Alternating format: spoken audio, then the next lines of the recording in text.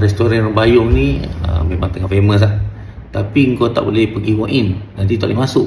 Jadi kena buat tempahan online. Hari ni aku nak buat tempahan online kat Rembayung. Okey, kita tengok ni.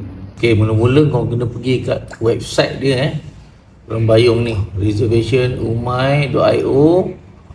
Itulah, itu dia alamat dia. Lepas tu aku nak tekan ni lah, make a reservation. Okey, klik sini.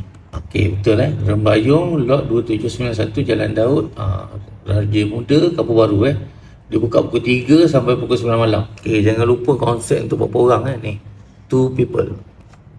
Okey, 10 hari bulan penuh, 11 penuh, 12 penuh, 13 penuh, 14. Klik 14 lah. 15 lah. 16 lah. Oh, tak boleh, tutup lah. Tutup lah pula. Tak boleh tempah. Makan roti je lah.